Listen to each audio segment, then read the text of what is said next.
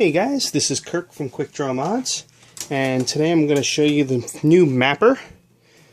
I showed you the mapper on a wireless controller a few weeks back, and I said that there would be a version for the wireless controller. So here we go. We've got a wireless controller. Let me see if I can get a better shot of it for you. There you go. Wireless controller. And this one has 4 remaps on the back. And every one of these remaps is completely programmable. We can do 2 or 4 on either wired or wireless. It's easy on wireless because we can do the remaps on the flat back. It's easier to get to them. But if you want the remaps on a wireless controller,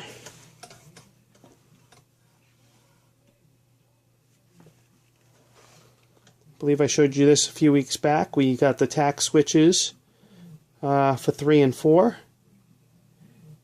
Lever switches for 1 and 2.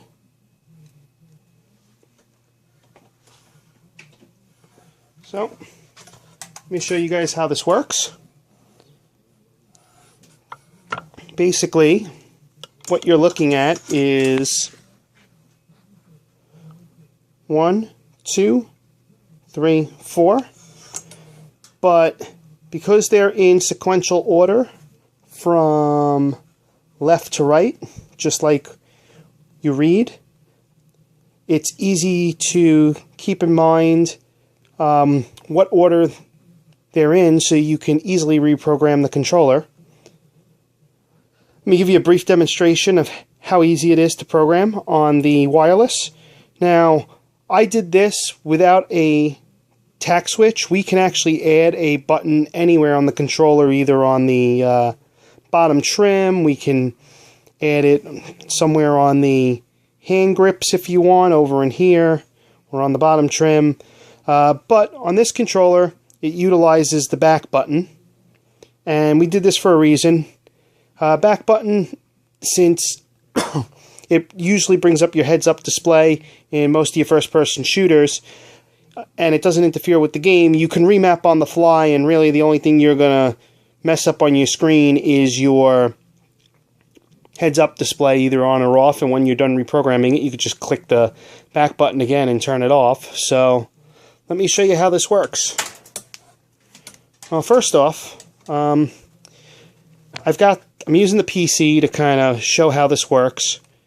A is 1, B is 2, 3 is X, 4 is Y, left bumper is 5, right bumper is 6, back is 7, start is 8, right click is 9, left click is 9, right click is 10. So, and then you've got your D-pad, your triggers, right thumbstick, and your left thumbstick.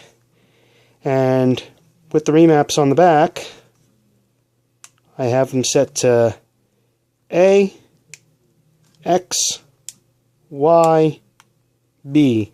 So the outer ones are A and B, the inner ones are X and Y. Now, like I said, keep in mind the 2 on the left here, the 2 remaps on the left, are 1 and 2.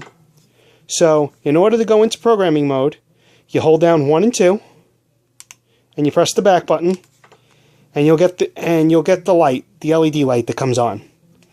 Then from here, all you have to do is hold down the button you want to program, and press the remap on the back that you want to map it to. So, let's say on the right we want to map this one to B.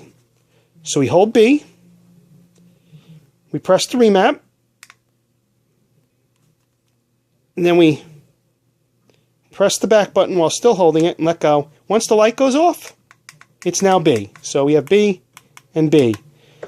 Now let's remap this one, because we mapped this one to B and this one's also on B. So let's map this one to A now. So 1 and 2 and back, and then A, click, back, that's it. hey. Now, let's say you don't want to click in your left thumbstick to run. You rather use one of the remaps on the back. So let's use the inner left one to remap to the run button. So, like I said, there you go. And then hold down the click, press the remap, press the back button, done.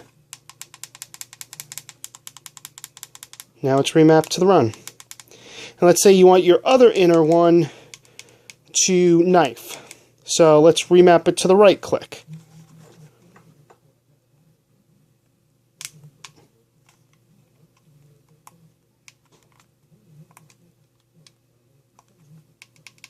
There you go. So you got B for drop on your outer right. Your jump is on your outer left. Your run, or your thumbstick click, or even your sniper's breath is your inner left. Your inner right is knife or prone if you're using tactical. So there you go. It's that simple. You could also remap multiple buttons.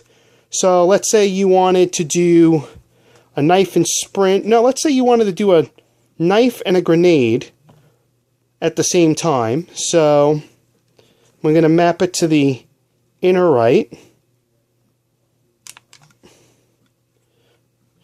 You hold down your bumper and your knife, click it once, press the B, the back, and that's it.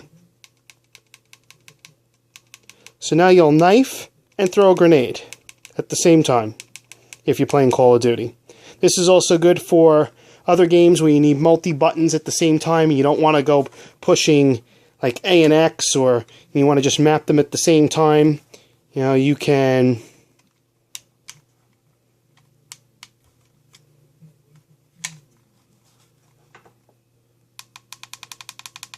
A and X.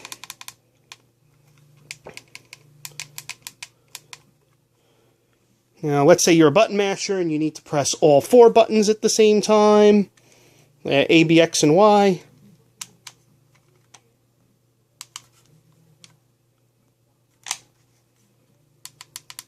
There you go, A, B, X, and Y, all on one.